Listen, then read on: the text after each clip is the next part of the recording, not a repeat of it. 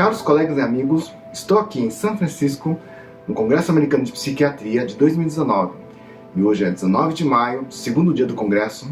Vou apresentar alguns highlights de algumas apresentações, mesas que eu assisti e pode ter alguma informação interessante para vocês. A primeira mesa foi sobre tratamento de depressão resistente, né? Então teve vários professores importantes falando sobre questões super relevantes. Por exemplo, né, um Burrow, um professor que fez alguns dos estudos importantes, somente os primeiros estudos de ketamina, não, cetamina, de longo prazo, não digo várias sessões seguidas por dentro em torno de 2 semanas, né? E ele mostrou as características clínicas e farmacológicas da cetamina, né?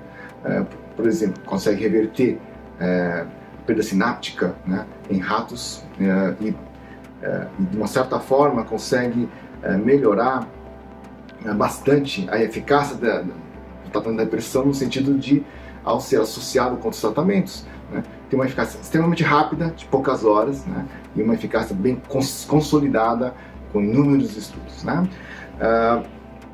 Mas ele também mostrou, por exemplo, outras moléculas ou outras possibilidades de mecanismos de ação interessantes. Por exemplo, né, uma substância que modula o receptor GABA-A, né, que é a brexanolona. Essa medicação parece ter um efeito antidepressivo na depressão pós-parto, como profilático e como um tratamento também, né? E de uma certa forma ele consegue, através do GABA, inibir o glutamato, que seria esse efeito antidepressivo. Tem, por exemplo, ele citou os canais KCNQ, que na verdade são canais de potássio, né, voltagem independentes.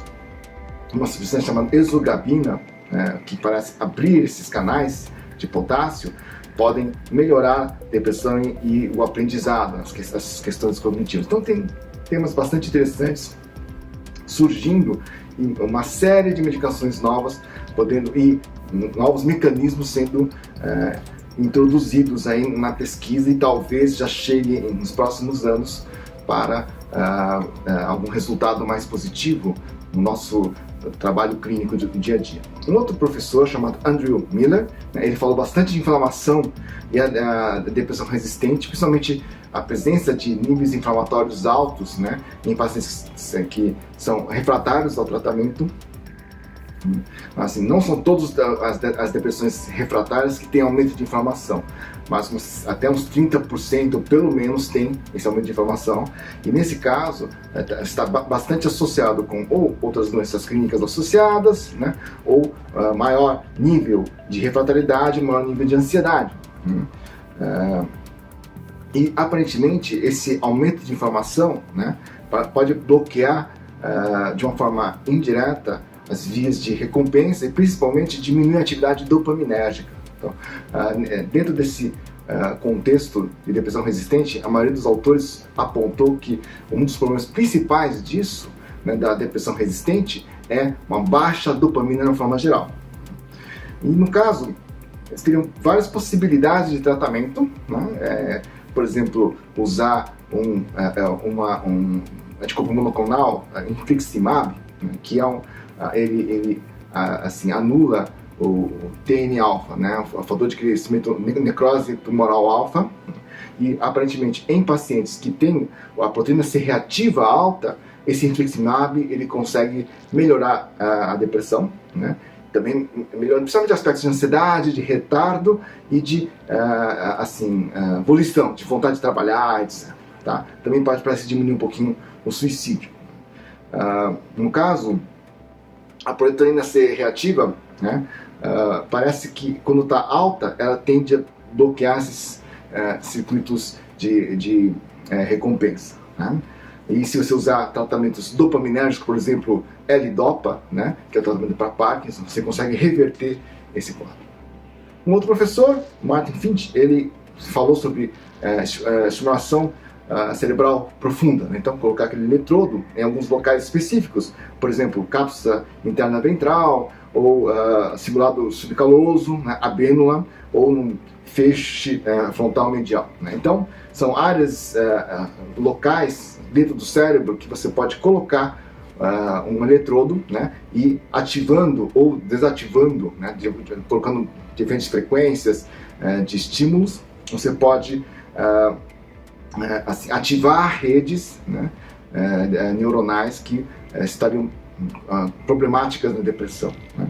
E tem alguns resultados relativamente positivos, né? Às vezes resultados muito rápidos, às vezes demoram vários meses, mas assim, com um resultado bom em quadros muito refratários, né?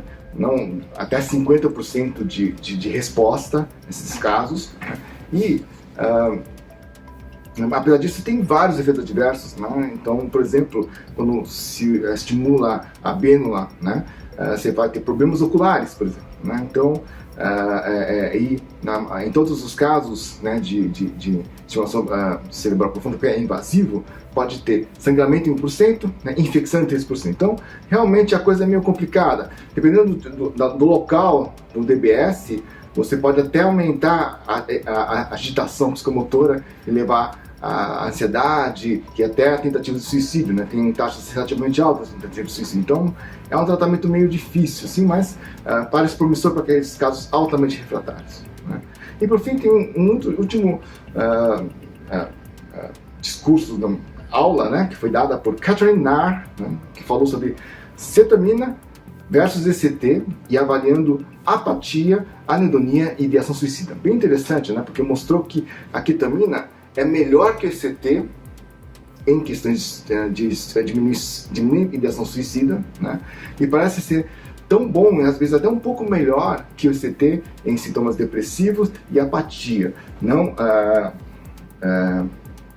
mais da apatia mesmo, né?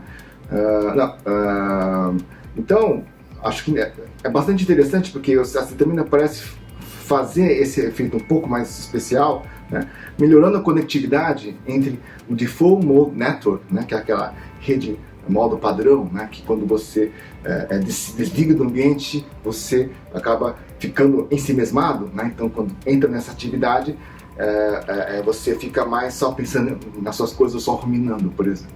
Então, quando está no Default Mode Network e não tem conectividade com o resto dos sistemas, você acaba ficando muito preso só nos pensamentos ruins, por exemplo, ou nos pensamentos ansiosos, né? E a ketamina parece melhorar essa flexibilidade, né, cognitiva e poder sair dessa situação de ruminação para uma situação de atuação na realidade, né? Então, vários dados bastante interessantes que apareceram nessa mesa, bastante útil, muitas informações bastante úteis.